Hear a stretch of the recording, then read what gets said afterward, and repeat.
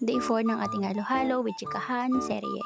Bali super late na nga ako ng pag-edit natin, gawa nga ng busy tayo at hindi natin maharap mag-edit. Oo, super busy ako at ang hirap pagsabihin yung magbebenta ka ng tindahan, magbebenta ka ng halo-halo, tapos biglang mag-edit ka pa at magiging kunwaring vlogger ka pa. Anyways, ito na nga pala yung ating kumare. Yan na siya. Dala-dala ang kanyang Shanghai. So, bali dito hirap na siya kaya sinalubong ko na at para tulungan magbuhat. So, eto na nga yung Shanghai niya. Super sarap. Syempre, hindi tayo pauhuli dyan. Ako unang-unang customer na kukuha at kakain at titikim niyan.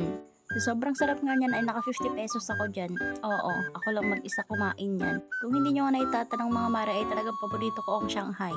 Tapos yung lola ko lumapit yan, inalukan ko at gusto naman niya, sabi niya 4 lang. Kaya binigyan ko na siya ng 4. Shanghai talaga ang target lock ko pagdating sa mga handaan. Kaya pag kayo magpapahanda, i-invite nyo ako, alam nyo na. After ko nga kumain ng Shanghai ay naligo na ako para naman maasikaso ko na ang ating halu-haluan.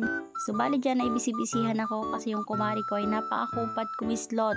Mag-isa pa lang ako dyan at wala akong kasama kaya naman naligaga ako dito. Shoutout nga pala sa chikiting na to dahil gusto daw niyang mapanood yung sarili niya sa vlog ko. Bale, regular customer nga natin tong batang to at super kulit yung batang yan. Dito nga ay dumating ng ating kumare at natulungan na rin niya tayo sa wakas mag-asikaso sa ating mga customer. Bale, sa mga oras na to nga ay nagpapaalam ako sa kanya kung pwede ko ba siyang iwan saglit kasi nga yung kuya ko ay nagpapasama. Pumayag naman ang ating kumare at eto nga sinamahan na nga natin ang ating gwapong kuya. Sabi niya isama ko daw siya sa vlog ko para daw may pogi kayong mapanood.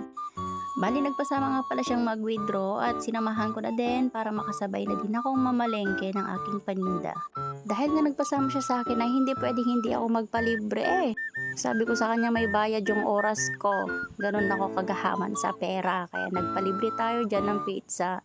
Tapos dito bibili daw siya ng pampapogi niya. Abay, di naig pa talaga ang iyabab.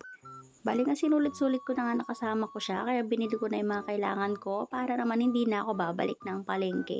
Aba, ang mahal ng gasolina kaya hindi na talaga ako magmomotor.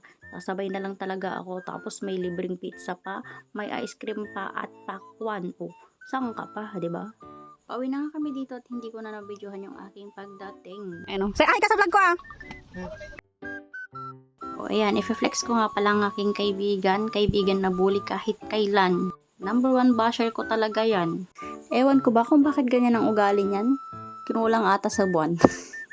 Eme. So, bali dito nga ay busy na kami. Naabutan ko ngayon kumari ko dito na marami siyang customer.